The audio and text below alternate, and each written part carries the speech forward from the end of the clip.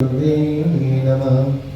श्रीचैतन्यमनोभीष्टं स्थापितं येन भूतले स्वयं रूप कदा मह्यं ददाति सपदान्तिकं वन्देऽहं श्रीगुरो श्रीयुतं पदकमलं श्रीगुरुर्वैष्णवांश श्रीरूपं साग्रजातं सादर रघुनाथं वितं तं सजीवं स्वाद्वैतं सवधूतं परिजनसहितं कृष्ण चैतन्य देवं श्री राधा कृष्ण पादां सहगण ललिता श्री विशाखान्वितं च नमो विष्णुपादाय कृष्ण पृष्ठाय भूतले श्रीमते भक्तिवेदांत स्वामिनी नामिने नमस्ते सरस्वती देवी गौरवाणी प्रचारिणे निर्विशेष शून्यवादी पाश्चात्य देशतारिणे वंशकल्पतरुश्च कृपा सिन्धुभ्येव च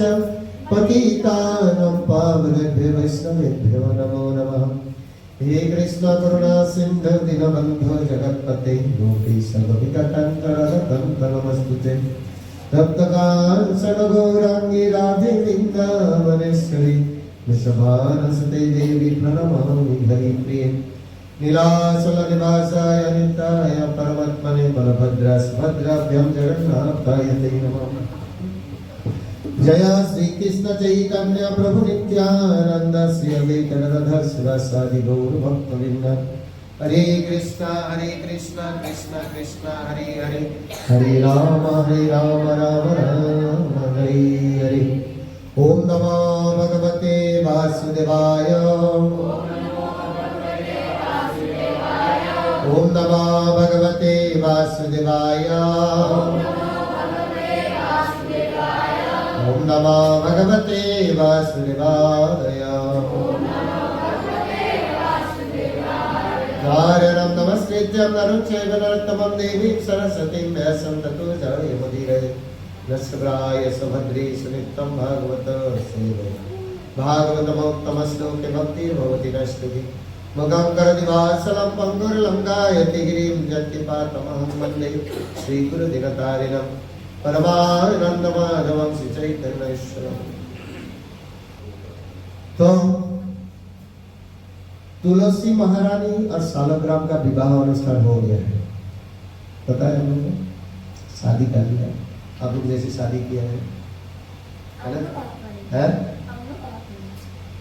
नहीं उस तरफ नहीं दिख रहा, उस तरफ दिख रहा है, इस तरफ नहीं, ब्रह्मचारी लोगों को नहीं दिख रहा है, तो गृहस्थ लोगों को देख रहा हूँ। आप लोग जैसे शादी किया है ब्रह्मचारी लोगों को भी नहीं देख रहा, जो गृहस्थ है वो लोगों को देख रहा।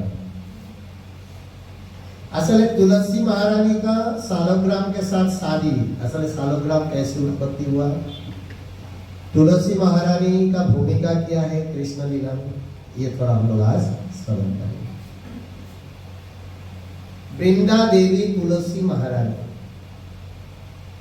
इसको भक्ति का देवी भी कहता है, लेकिन भक्ति देवी अलग है। भक्ति देवी जानते हैं कौन? ज्ञान और वैराग्य की मां भक्ति देवी। किसी को अगर ज्ञान आ जाए ऑटोमेटिकली वैराग्य आ जाएगा। वैराग्य हिंदी में वैराग्य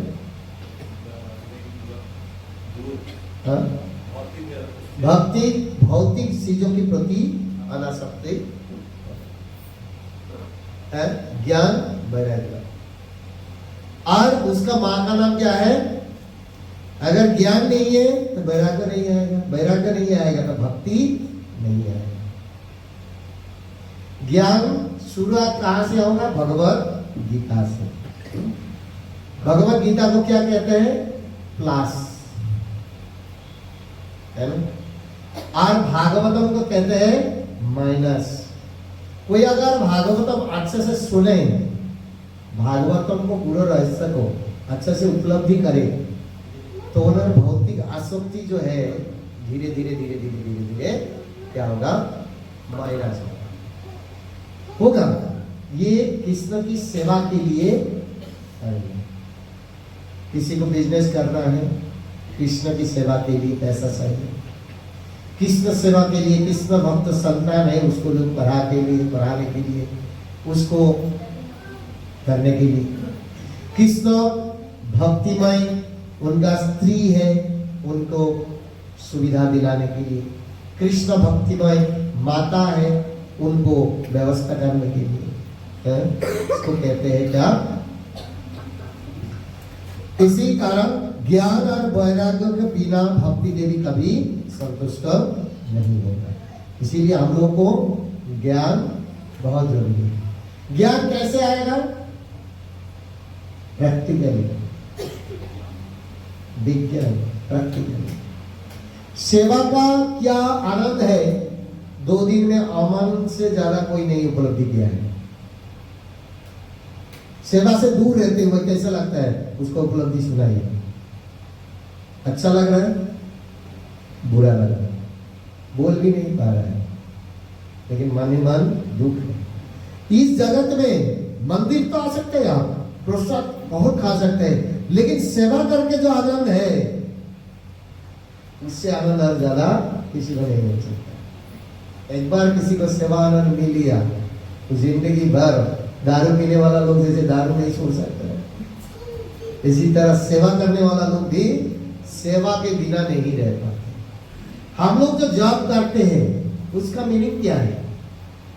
हरे मतलब राइट, हरे मतलब राधा रानी, जोर से। हरे मतलब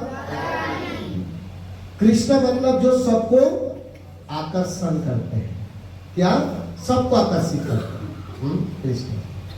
राम मतलब जो भगवान का सर्वश्रेष्ठ नाम, जिस नाम से हम लोग को आनंद आते हैं। 3, हे राधा रानी, हे सर्वाकर्षक परमेश्वर भगवान कृष्ण, भगवान का सर्वश्रेष्ठ नाम, जिस नाम से हमको आनंद आते है। राम, आप लोग कृपा करके आप लोगों को प्रेममयी सेवा, लोग दिखाने के लिए सेवा, प्रेममयी सेवा में मेरे को नियुक्त कीजिए। हरे कृष्ण महामंत्र जप का यही उद्देश्य है। जो जितना सेवा करेंगे इतना भक्ति उनका लेवल ऊपर है। अगर सेवा नहीं है तो बहुत कुछ दिखा सकता है, जितना भी ज्ञान जाए, लेकिन कुछ काम का। तुलसी महारानी का पहला सेवा क्या था? राधा और कृष्ण। अभी जो वृंदावन है, गोलोक वृंदावन में भी सेम है, वहां भी गोवर्धन है, वहां भी जमुना नदियां है, वहां भी ऐसे ही नंदगांव है, बरसना है, सब कुछ है वहां, same to same Golok Vrindavan है। और आप लोग नंदगांव गया है? कौन कौन गए हैं? तेर कदम गया है? तेर कदम गए? तेर कदम कहाँ है? जहां अशेश्वर महादेव, जहां आस लगा के बैठे थे, अशेश्वर महादेव से थोड़ा सा आगे दोनों तरफ धान की, गेहूं की खेती है, उसके बीच में पहले भी रास्ते भी नहीं थे, हैं? जमीन से जाना पड़ते थे। अभी बढ़िया रास्ता हो गया, गाड़ी वहां तक चला जाता है। उसको क्या कहते हैं? तेर कदम। तेर मतलब है? तेर मतलब ऐसे, तेर मतलब क्या बोलते उसको, मतलब समझ में आ रहा है, सुनाई दे रहा है, समझ में आ गया, ऐसा है। वहां से भगवान बांसुरी बजाते थे, बांसुरी बजा के वहां से वृंदावन गया है, नंदगांव में वृंदावन। अच्छा, चरण पानी देखे, रोड के पास है चरण पानी, भगवान का चरण, विद्यांगुल किया अनुष्का का चिन्ह है भगवान का, वहां पत्थर के ऊपर। वहां से थोड़ा सा आगे जाके लेफ्ट साइड में, अगर नंद भवन से इधर आएंगे तो राइट साइड में एक रास्ता बना हुआ है, सुंदर रास्ता बन गया अभी, पहले तो सब ऐसी काटा वाटा थे हम लोग जब पहले जाएंगे। वहां जाएंगे तो वहां बिंदा कुंड है, बिंदा दीदी वहां रहते थे। वहां जाएंगे तो पैरट बहुत मिलेगा, जो बात करते हैं, क्या बोलते हैं, तोता पाखी बहुत मिलेगा। तो वहां जैसे ही बांसुरी बजा देते हैं, बांसुरी से कृष्ण बोलते थे कहाँ जाना है, काल कैसे गोपी लोगों को साथ मिलन होगा, कहाँ कैसे कुंज है, भगवान को क्या खाने की इच्छा है वो भी बोल देते थे। बिंदा देवी जो टोटा पाठी है, बिंदा देवी का सब सन्ने आए, मतलब ऐसा सब 5-7 वो लोगों को बोल देते हैं जाओ सबको मैसेज पहुंचा के आओ, व्हाट्सएप है ना, व्हाट्सएप ग्रुप में जैसे मैसेज डाल दिया और उधर भी तुरंत करके सब निकाल जाता है, करके चला आ जाता है, सबको मैसेज दे देता है। तो इसी तरह क्या होते थे, भगवान उधर चलते थे। किंतु बिंदा देवी का मन में राधा रानी के प्रति अनुगत है, जैसे लग रहा है नौकरी कर रहा है, लेकिन श्रद्धा इतना उस समय नहीं थे। एक बार भगवान कृष्ण को बिंदा देवी बिना अनुमति लिए हुए, राधा रानी है समस्त सखियों का लीडर, कुछ भी डिसीजन अगर भगवान कृष्ण भी बोले, अगर राधा रानी ना बोले, किसी का संभव नहीं, किसी का संभव नहीं है। तो राधा रानी का अनुगत्य में रहते हुए सब सखी लोग काम करते थे, ये भी करते हैं, लेकिन एक बार मन में भावना आए कि राधा रानी को बिना बताए एक बार कृष्ण के साथ मेरे को एक कुंज में बैठना चाहिए, कुंज में बैठना चाहिए। तो भगवान कृष्ण की इच्छा से नारद मुनि वहां आके पहुंचे। नारद मुनि को भगवान कुछ खाने से आर बोल दिया, नारद मुनि भी मुस्कुराते हुए चले गए।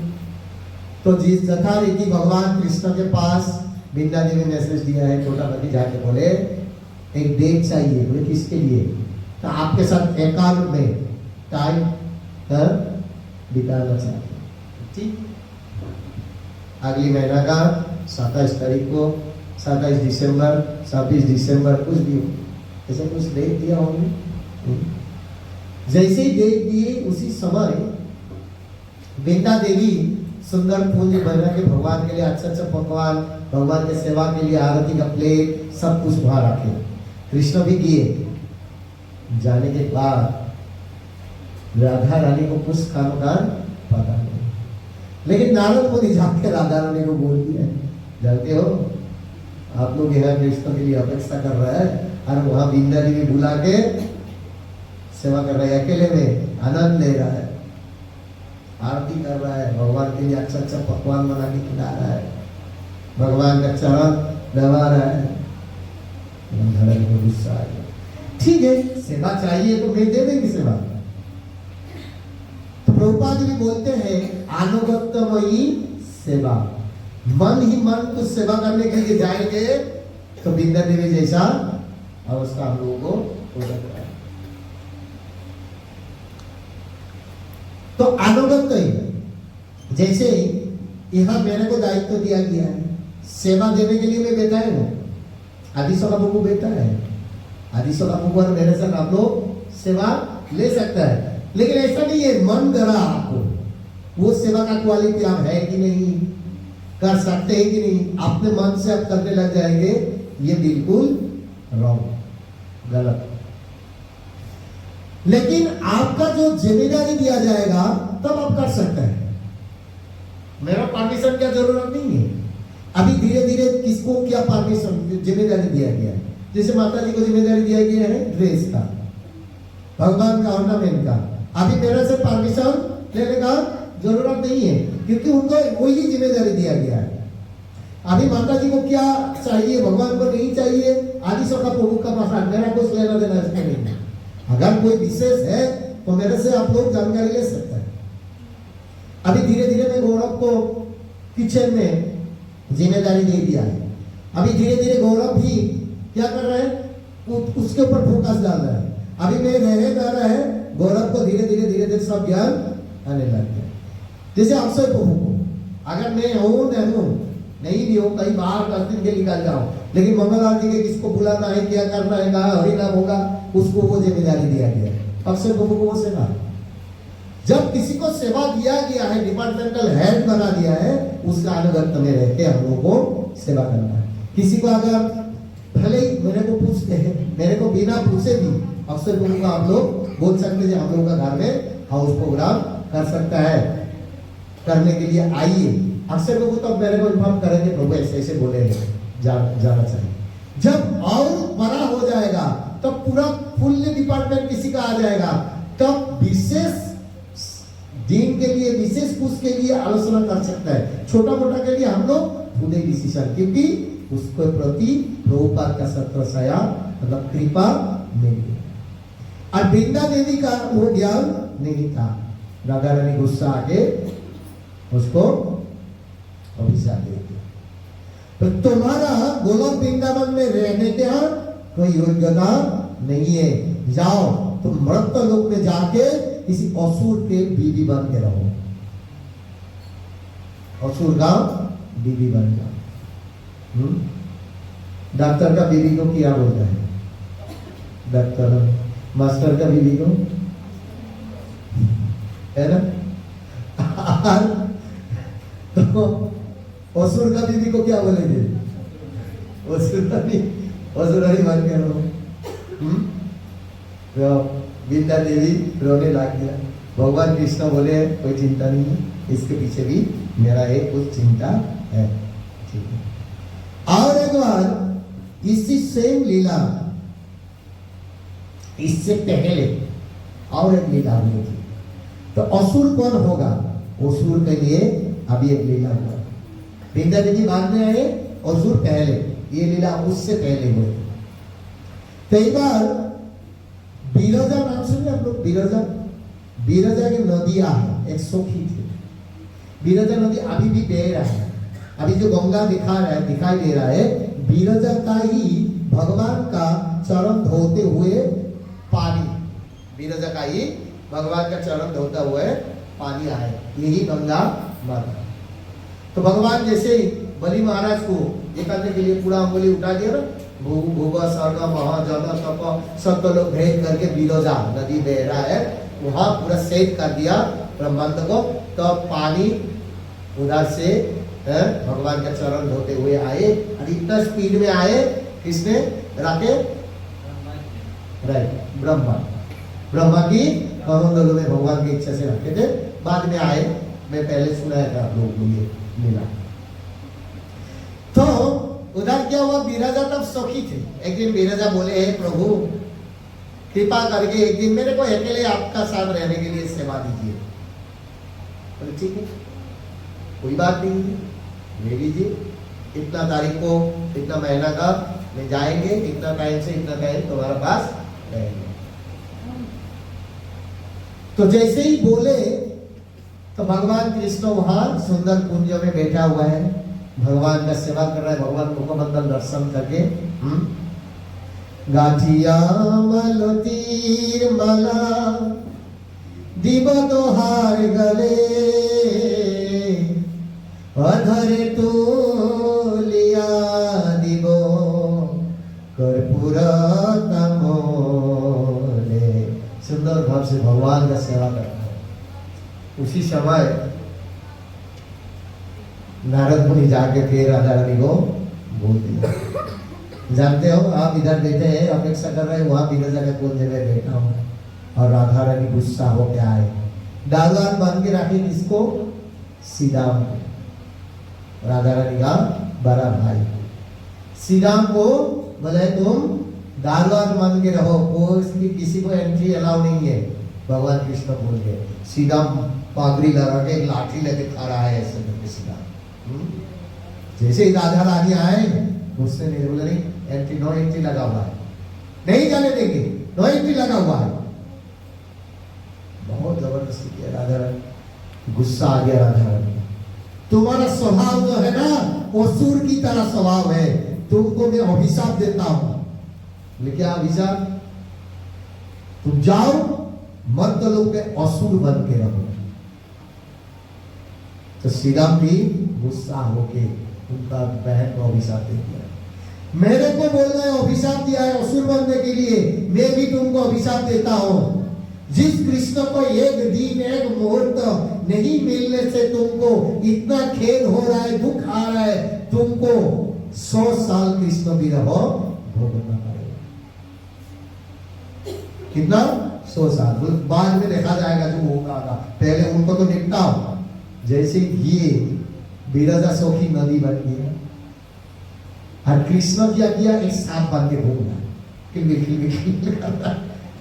तुरंत राधा रानी मयूर बन गया। जैसे ही मयूर बन गया, सांप का जवाब मयूर ठोकर मार रहा है, डुबकी लगा रहा है, कृष्ण ठोकर मार रहा है, डुबकी लगा रहा है। बोले देखो तुम सांप में मयूर हो।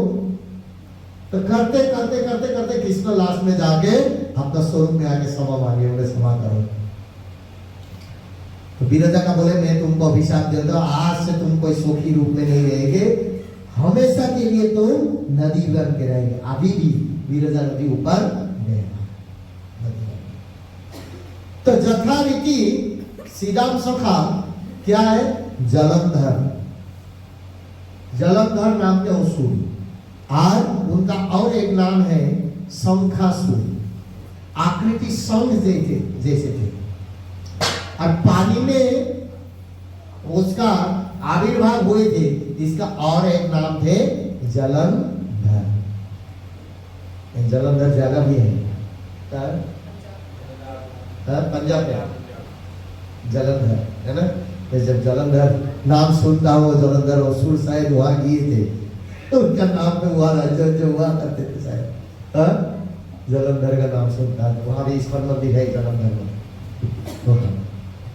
तो बहुत बड़ा रथ यात्रा होता है जलंधर में।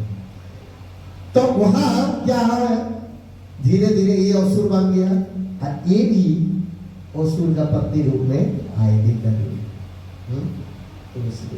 बाद में तुलसी, पहले बिंदा नाम था, बाद में तुलसी देवी नाम के आए। ऐसे करते हुए जैसे दिन बीत गए तो इतना शौकी थे तुलसी मैंने वृंदा, तो उनको जलंधर ने तपस्या करके वर मिला है, जब तक तुम्हारा पत्नी का सतीत्व हरण नहीं होगा, इस जगत में त्रिभुवन में, ये सत्य मतलब शोधो भुवन में कोई तुमको नहीं मार पाएंगे। अगर किसी ने आपका बीवी का सतीत्व हरण कर लिया है, तब तुम्हारा मृत्यु अनिवार्य है। तो स्वर्ग मत तो पाताल सब दखल कर लिया, इन लोगों को मार मार के भगा दिया, इंद्र राज्य दखल कर दिया सब। तो एक बार जलंधर क्या किया, उसी समय इतना अत्याचार बढ़ गया, सब देव देवी पलायन करते हुए ब्रह्मा के पास गए। हे ब्रह्मा देव कृपा करके हम लोगों को रक्षा, त्राहिमा मेरा संभव नहीं है। शिव जी के पास गए, शिव जी बोले मेरा भी बस का काम नहीं है। तब भगवान विष्णु के पास गए, भगवान विष्णु बोले ठीक है। तो विशेष समय आ रहा है, एक दिन आएगा, उसके लिए अपेक्षा कीजिए, तो मैं इसका व्यवस्था करेंगे। क्या हुआ, उसी समय एक दिन जलंधर लड़ाई युद्ध करने के लिए निकाल गया समय। उसका पत्नी उसको बिगाड़ दिया और पूरा तपस्या में बैठ गया, जाप कर रहा है, भगवान का नाम कीर्तन, गुणों कीर्तन। और सूर का बीवी थे, फिर भी इतना भक्त थे, क्योंकि पूर्व जन्म का सिद्धि है। वो तो पहले भगवान का पार्षद थे, भगवान का राधा रानी का पार्षद थे, भक्त थी। तो उसी समय क्या हुआ, भगवान जलंधर आप एक दिन होते ना होते लौट के आ गए। बोले कैसे आ गया आप लौट के? बोले मन नहीं लग रहा है, तुम्हारे बिना मेरे को सुना सुना लग रहा है, तो इसीलिए मैं लौट के आ गया। तो ठीक है, आनंद हो गया। तो रात को जैसे ही स्वामी स्त्री का मिलन हुआ, तब उसको पता चल गया ये मेरा पति नहीं है। तो वृंदा देवी बोले कौन है आप, मेरा सतीत्व का हरण कर लिया आपने। भगवान अपना स्वरूप में आ गया, मैं कृष्ण। तो किस लिए आप मेरा सतीत्व हरण कर लिया, अभी मेरा विधवा जीवन यापन करेगा। ऐसे ही सतीत्व हरण हो गया, उधर युद्ध में उसका वध हो गया असुर का। तो भगवान को अभिशाप दे दिया वृंदा देवी ने, मैं अभिशाप देता हूं, आप जैसे पाषाण हृदय जैसे है, आपका हृदय पाषाण जैसे, पाषाण मतलब पत्थर, पाषाण जैसे है हृदय आपका, तो आप पाषाण बन जाइए। बोले आपका अभिशाप शिरधार्य, में नेपाल में गंडकी नदी में क्या करेंगे, पत्थर बन के रहेंगे, सालोग्राम। मेरा नाम हो रहेगा सालोग्राम शिला। और सालोग्राम शिला कैसे होगा, खास करके सालोग्राम शिला का राधा रानी का नूपुर होता है, शंख, चक्र, गदा, पद्म, ये 5 मूल स्वरूप है। उसके अलावा भी वामन जो 10 अवतार है उसका भी स्वरूप रहता है। बाहर में पत्थर, अंदर में डिजाइन रहता है। कैसे होता है ये डिजाइन, नहीं जानते तो इसका डिजाइन बोलते हैं कैसे होते हैं। एक बार एक राक्षस तपस्या की थी भगवान विष्णु का, तपस्या करते हुए भगवान विष्णु को मजबूर कर दिया उनके सामने आने में। बोलो क्या वर चाहिए, तो मैं वर चाहता हूं, मैं भोजन करते चाहता हूं, आपको भोजन करना चाहता हूं, मैं आपको खाना चाहता हूं। तो राक्षस को बोले इसी जन्म में तुम नहीं खा पाएंगे, इसके बाद तुम्हारा जन्म आएगा कीड़ा रूप में आएगा। कीड़ा तुम्हारा जन्म होगा पत्थर के अंदर। कहा, गंडकी नदी में जितना पत्थर रहेगा, गोल गोल जितना पत्थर रहेगा, उसके अंदर ही तुम्हारा जन्म होगा, वहां ही वर्धित होगा, वहां ही तुम क्या करेंगे, तुम पत्थर को काट काट के खाएंगे और डिजाइन करेंगे। वो कीड़ा क्या करते हैं, दांत से काट काट काट काट के वो जो डिजाइन है सब डिजाइन बनाते हैं। वो राक्षस कीड़ा बन के आए हैं। वो कीड़ा क्या करते हैं, सब पत्थर का शंख, चक्र, गदा, पद्म, राधा रानी का नूपुर और 10 अवतार नरसिंहदेव कब सालोग्राम अगर वैसे तोड़ जाए तो देखेंगे तो पूरा नरसिंहदेव से दिखाई देगा। अनंतपुर में जब मैं कोरोना काल में लॉकडाउन में कुछ दिन में सालोग्राम और वर्षा विग्रहों का अभिषेक करते थे, वो अर्चन करते थे। तो वहाँ एक बड़ा सालोग्राम, छोटा सालोग्राम के बारे में आप लोगों को सुना ही नहीं, बड़ा सालोग्राम था, वो ऐसे ही खोल जाता है, नरसिंह सालोग्राम, पूरा नरसिंह देव का मुंह जैसे दिखाई देता है, इतना बड़ा है। उसको ऐसे 2 भाग में टूटा हुआ है, ऐसे खोलेंगे तो दिखाई देंगे। उसमें से आपका जैसे अभिषेक करेंगे, घी दूध सब अंदर घुस जाता है। फिर चावल का जो आटा है उसको दे के फिर ऐसे घिस के बहुत टाइम लगता है इसके सफाई करने, इसीलिए उसको बिना खोले ऊपर से अभिषेक। अगर खोल दिया, मैं पहले 1-2 बार में सोचा हूँ भगवान अंदर है, खोल के करो, फिर मैं फंस गया, इतना लेट है ऑफिस, दर्शन आने का टाइम हो गया, जो ड्रेसिंग हो गया, मेरा तो सफाई नहीं हुआ, क्या करें। फिर एक डॉक्टर प्रभु है, अभी वृंदावन में है, किचन में सेवा कर रहा है। प्रभु जी बोले एक काम कीजिए, उसको रख दीजिए, बाकी सबको उठा दीजिए, दर्शन आने का टाइम हो गया। तो इसी तरह भगवान का सालोग्राम का हुए। तो भगवान बोले हैं, तो मेरे को क्या प्रॉफिट होगा, आप तो सालोग्राम बन गया है, ठीक है, आप पसंद बन जाएंगे, तो मेरे का क्या प्रॉफिट होगा, मैं आप तुमको आशीर्वाद देता हूँ। वृंदावन में तुलसी वृक्ष रूप में बढ़ेंगे, तुलसी का वृक्ष रूप में उगेंगे, तुमको भक्ति रानी भी कहा जाएगा। कोई अगर तुलसी का अच्छा से सेवा करे, साधु संत की, शुद्ध वैष्णव की, संत की फल मिलता है। इसीलिए सुबह देखिए हर मंदिर में जैसे मंगल आरती हो जाता है 5:30 बजे के बाद, तुलसी महारानी, मायापुर में भी जाएंगे, देखिए गोल गोल करके सब देते हैं, बीच में तुलसी महारानी देता है, तुलसी महारानी को लेके जाता है, तुलसी महारानी।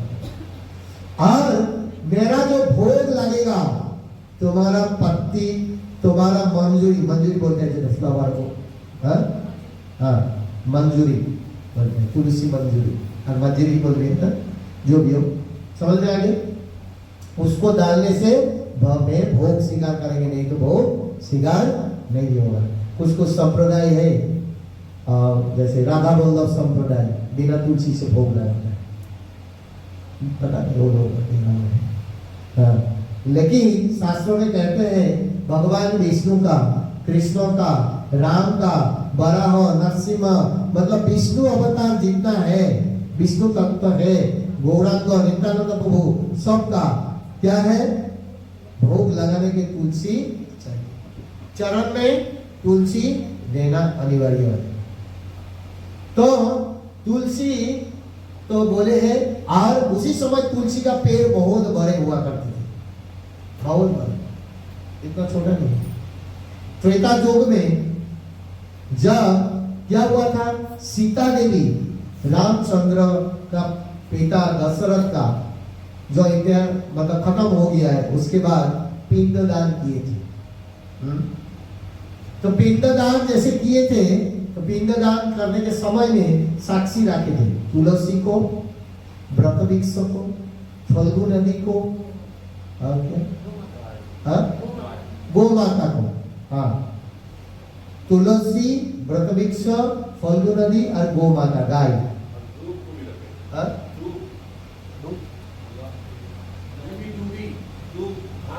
हाँ, दुब्बा घास को। अच्छा, दुब्बा घास के बारे में मेरे को जानकारी नहीं है, जो भी हो। तो लेकिन जैसे ही पूछे थे तो तुलसी किसको साक्षी है, फल्गु नदी में कहा है मेरे को पता नहीं है, लेकिन साक्षी रखे थे, झूठ बोल दिया। तो माता गुस्सा हो गया, उसको अभिशाप दे दिया है, तुम्हारा पानी सूख जाएगा, अंदर रहेगा, बाहर दिखाई नहीं देगा। कभी कभी बारिश आता है तो ऊपर, नहीं तो पूरा सूखा पड़ा है फल्गु नदी। ऐसे खुलेगी तो पानी, और पूरा बारिश आ जाता है तो तुरंत पानी भर जाता है। एक बार हम लोग नदी पार हो रहे थे, इतना बारिश आ गया, मतलब 15-20 मिनट के अंदर अंदर इतना पानी हो गया हम लोगों का, इतना स्पीड में पानी आ जाता है फल्गु नदी। वृक्षवृक्ष ने लेकिन बोले हाँ दिए थे, वृक्षवृक्ष को आशीर्वाद दिए थे, तुमका सब लोग तुमको पूजा करेंगे, आशीर्वाद दिए थे। उसके बाद गाय ने झूठ बोले, इसीलिए बोले तुम आदमी का जूठा खाएंगे, गाय जूठा खाते हैं। और किसने, हाँ दुब्बा ने सही बोला है, दुब्बा और वृक्षवृक्ष ने सही बोला, बाकी ये तीनों ने, गाय और फल्गु नदी और किस, तुलसी महारानी, राइट, तुलसी महारानी भी झूठ बोले। उसी समय क्या बोले हैं, तुलसी महारानी बोले तो तुम्हारा साइज छोटा हो जाएगा, तब से तुलसी महारानी इतना छोटा, इतना नहीं इतना हो गया। हम लोग का तुलसी इतना बड़ा है ना मेरे बराबर है, मेरे से भी हाइट है तुलसी, है ना, बाहर हुए है। तो तुलसी महारानी का अभिशाप देते हैं, तो अब तुलसी महारानी इतना बड़ा, अभी भी वो तुलसी अगर देखना है, तुलसी का पेड़ आपको देखना है, आसाम में जाना पड़ेगा।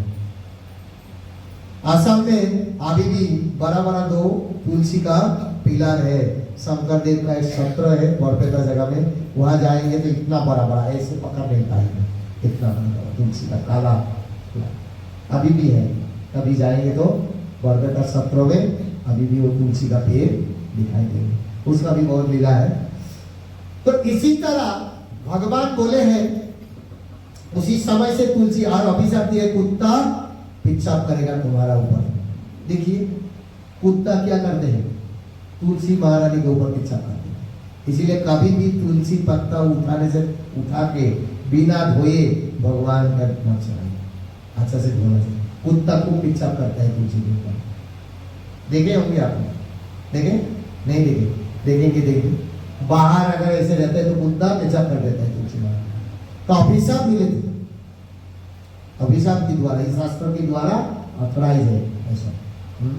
फिर भी गंगाम भसाम नौफलो बुद्ध फेन पंकोई ब्रह्म द्रव्यतम अपगस्यति निर्धर्मय।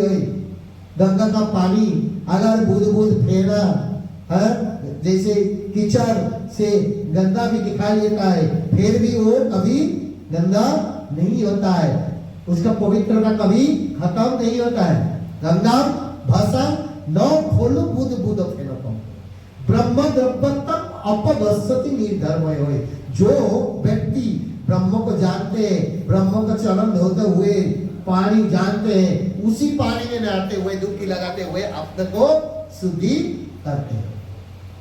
इसी प्रकार तुलसी महारानी भी कोई उसको कुछ भी करे उसको अपवित्र नहीं कर पाए। और दूध दूध भी ऐसा है, किसी भी पात्र में हम लोग कोई भी नहीं पीते, मतलब नहीं खाते नहीं पीते बाहर की, लेकिन भगवान शास्त्र में लिखा हुआ है।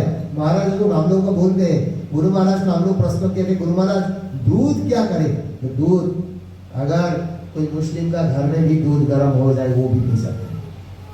दूध शुद्ध है, उसको कभी अशुद्ध नहीं बन जाता। दूध का उपादेय जो दूध से बनता है वो भी तो बाहर का दुकान से भी भगवान को भोग भी लगेगा।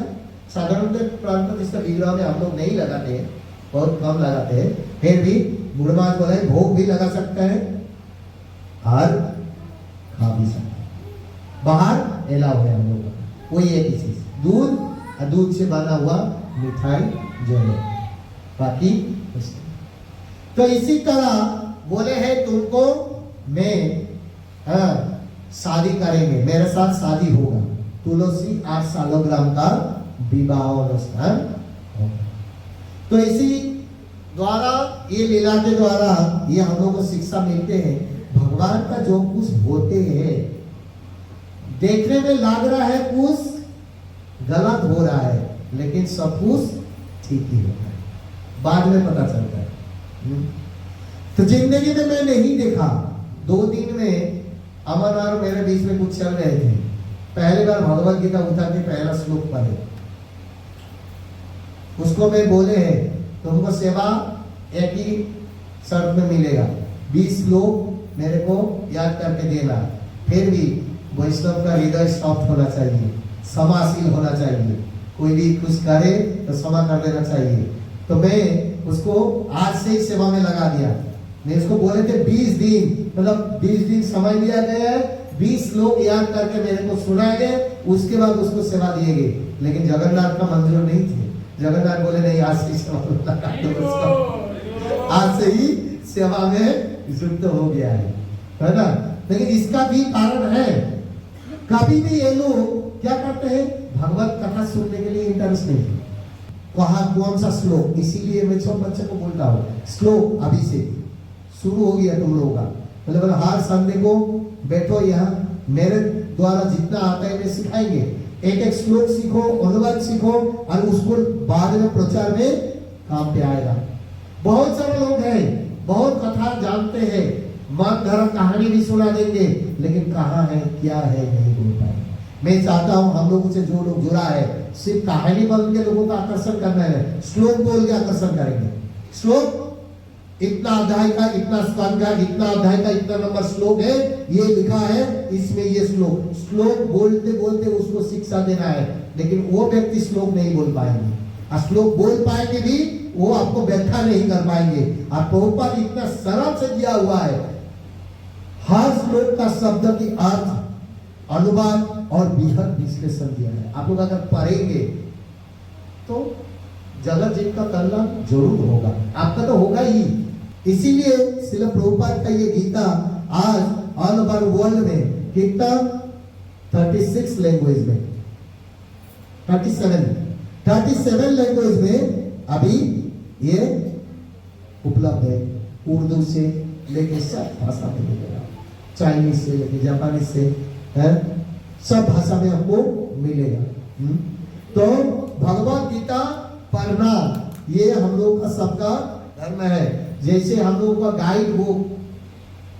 गाइड बुक एक मोबाइल खरीदने में, एक इसको जैसे हम स्पीकर खरीदे हैं इसको, तो एक गाइड बुक मिले कैसे इसको ऑपरेटिंग करना है, अपना जीवन को कैसे ऑपरेट करेंगे, इसका गाइड बुक क्या है, भगवत गीता। अगर भगवत गीता कोई पढ़े, जटिल से जटिल समस्या भी समाधान उसके अंदर है।